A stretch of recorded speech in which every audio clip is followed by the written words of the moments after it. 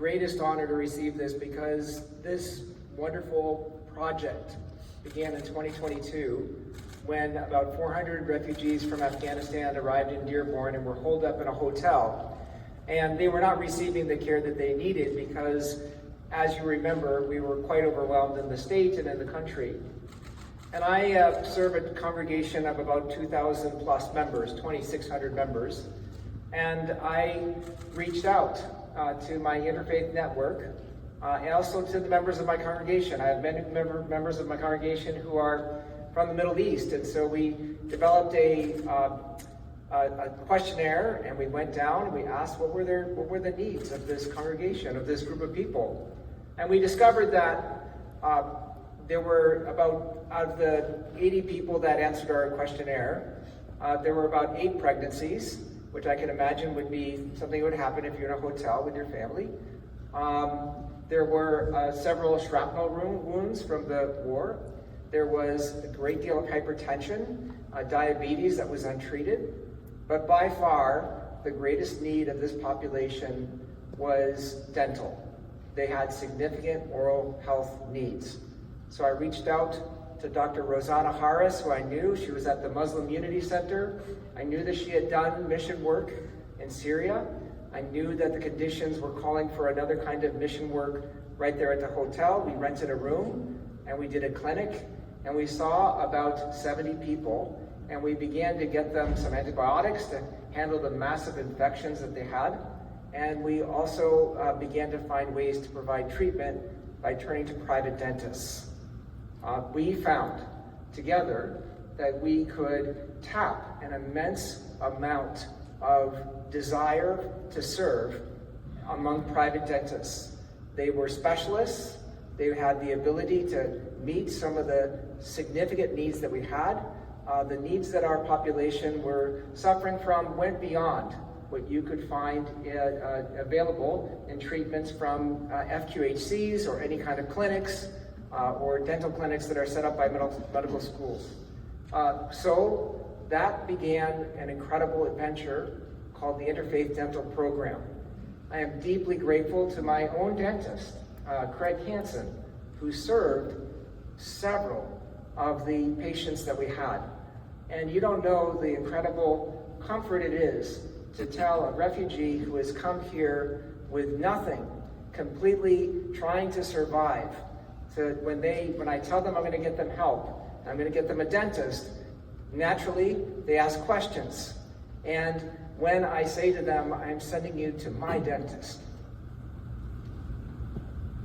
think for a moment of the comfort. So I am also grateful to Colette Smiley, who in the western part of the state stepped forward and organized an immense response to these needs. And I am grateful to all of you. We found ways to harbor and channel an immense amount of care among the dental community. There is a lot of red tape, as you and I know, to providing care. It's difficult. Dentists are under pressure that people don't fully understand. And so what we did at the Interfaith Dental Project is we came together and we figured out ways to cover the cost of labs, the cost of the hygienists, a chair fee, and to allow those dentists to donate their expertise and time to address significant questions around oral health. We wanted to restore oral health and to maximize employability. Because what we've discovered in this population is an immense ability to work and to self-invent and to thrive, not just survive. So the Interfaith Dental Program, we have a free table in the exhibit hall. I encourage you to maybe come by and see if you can help in any way you can. We are now serving not just refugees, we're serving new Americans, and we believe that we're doing an incredible amount of work. And I want to close by saying 3 things, 3 reasons why I believe in this program. The first is it's the smart thing to do. If you study any of the economic outcomes of refugees and new Americans, you will find that this group of people are economic powerhouses. In Metro Detroit alone, refugees have contributed over $250 million to the local economy. During my time with the Interfaith Dental Program, I got an MBA from Michigan because it was a bucket list kind of thing.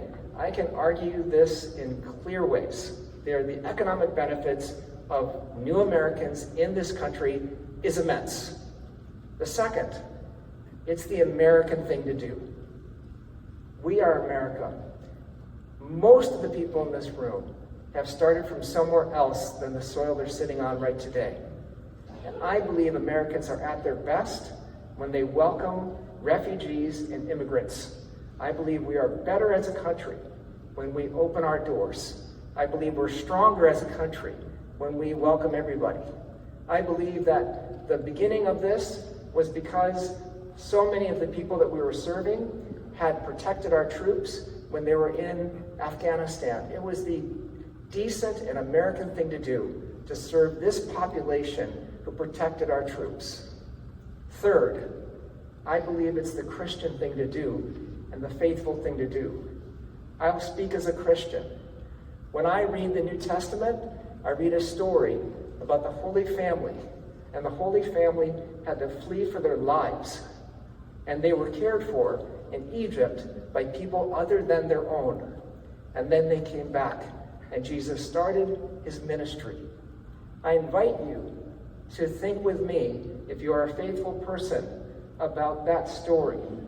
For me, I follow Jesus best when I meet Jesus in the path that he walked himself. I meet Jesus in the refugees I serve. And I invite you to draw from your own faith traditions. Every faith tradition has a story about welcoming the outsider, caring for the stranger, loving the neighbor. And we have done that for the past few years, thanks to so many dentists who I am profoundly honored and proud to accept this award on their behalf.